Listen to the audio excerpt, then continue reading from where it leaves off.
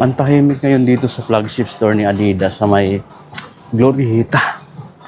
Dito pala yung daming tao sa loob. Ito pa rin tayo sa store na to. Ang bango dito, mga amigo, no? So, same lang sila ng price naman dito sa mga Anthony Edward nila. 6.5 pa rin siya. 6.5. Ayan guys, Anthony Edward. So, ito yung mga sapatos niya, signature shoes. So, ito yung para siyang reflective, no? Ayun ang parang nagre-rainbow. Same price lang to, 6.5. Ito yung mga kulay pala. Dalawa yung kulay na lang dito ng Anthony Edward, ayan, or AD. Ito naman, Nova. Adidas Nova Infinity 7,500. Ito mas lightweight. Para siyang Adidas Crazy, pero lightweight siya na version. 7,500 to guys. Kakaiba yung mga design ng bagong sapatos dito na basketball shoes ngayon. So may black pala siya. So mamili na lang kayo kung anong gusto nyong kulay. Either black, matte black, or itong brown, then black. Yan o. So meron ditong, tatlong kulay pala ng AD. Ito, tsaka yung green. So meron pa siya ditong Continent, on the game na 3.0. Ito yung mas pinakamurang version ng basketball shoes. Kasi naglalaro lang siya ng 2,900 pesos. Pinakamurang version, 2,900 pesos lang siya. Dito naman makikita mo mga amigo yung mga volume 8. Ito, nasa 9,500 pesos yung red. Meron silang gray, 9,500 pesos din. Ang daming kulay nitong volume 8 nila dito, no? Meron pang pink, blue, black na colorway. 9,500 pesos din siya. Dito sa baba is makikita mo rin yung mga ganito. Mga Dame 9. 7,300 pesos. Gray na colorway. Ito iba yung kulay niya, no? 7,500 pesos naman siya dito. Meron pa, ito. 7,300 pesos pala yun, I mean. Ito 7,300 pesos. Ang daming kulay sa baba, oh. Meron pa dito yung collaboration with Beef Esta. Ayan. Boom, Beef Esta na Dame 9, 9,500 pesos. 9,500 sila dito pala. Another colorway, collaboration with Beef Esta. 9,500 din sila dito, guys. Ito pala, itong camo, tsaka ito. Then dito yung iba. Ganda nito, parang Spider-Man to. Yes, so. Price niya is nakatago. Check natin sa iba. Ito.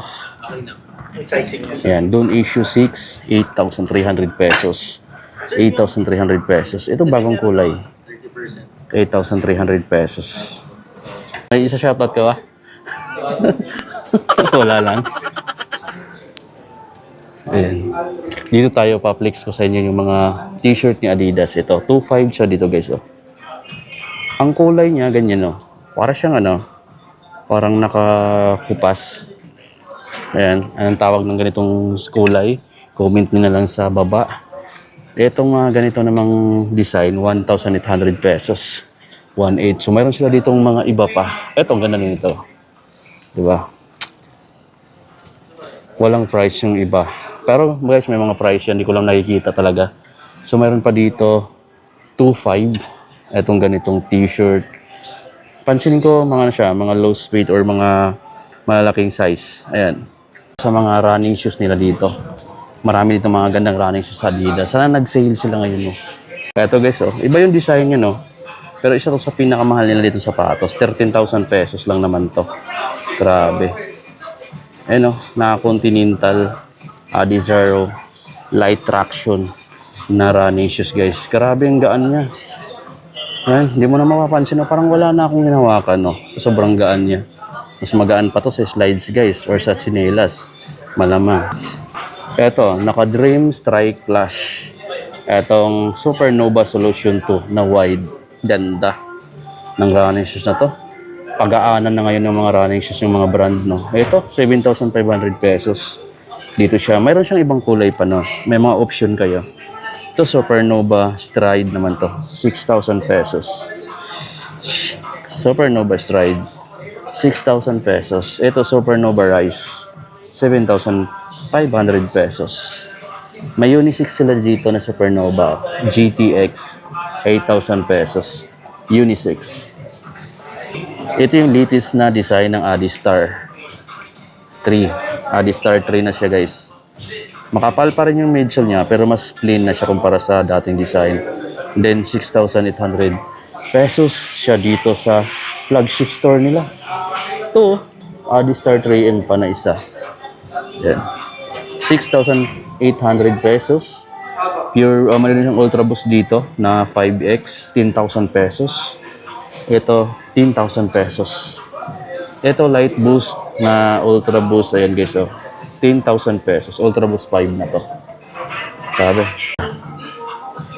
Ultra Boost 5, 10,000 pesos. Ang ganda na guys ng ano yun kasi may mga kulay na, which is isa sa mga gusto ko rin sa Ultra Boost, yung may mga kulay na dito. Ito, ang gaganda nito guys.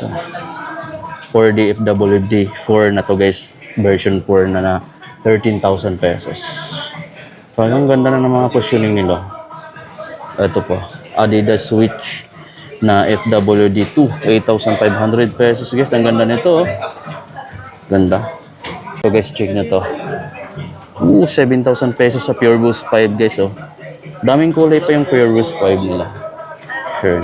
So ngayon guys, punta tayo sa mga classic na mga sapatos nila. Nasa baba kasi, hiwalay siya doon. Sa taas, nasa baba yung mga classic nila. Puntahan natin.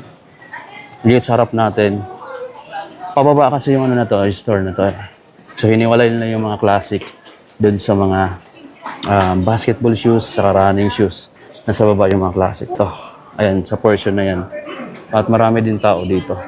Ayan o. Diba? Meron pala sila ditong accessories to. Pwede ka magpalagay ng ganito. I think sa ano to, pinakadulo ng lace dito. Oh, may mga ganito sila, may mga liter din. Pwede kayo mamili. Ano? Ito guys oh.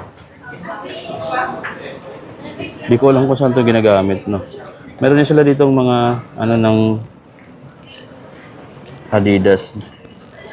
Ito guys yung mga classic nila. Ayan, dito mo makikita yung mga ibang Adidas. Dito may Rivalry ako nakita na maganda. Ayan, Adidas Rivalry. 5,300 pesos. Pero ang ganda, no?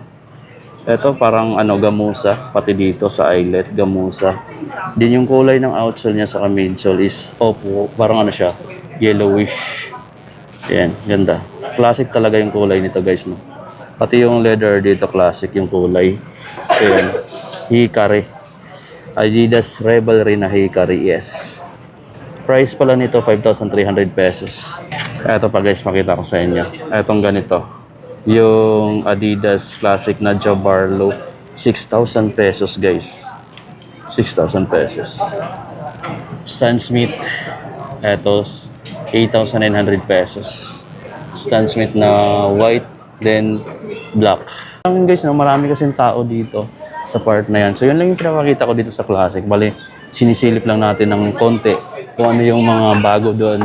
Then, ayun, konting updates. O palabas na muna tayo guys dito sa Adidas. Kasi paggabi na rin, kailangan ko pang umuwi ng Caloocan. Taga-Caloocan monumento kasi ako guys. So, yan, konting update ngayon. Parang pansin ko walang masyadong sale ngayong week na to sa mga sneaker store dito sa may Glorieta Mall. So, see you na lang sa susunod natin vlog guys. Panoorin nyo na lang yung mga upload natin dito.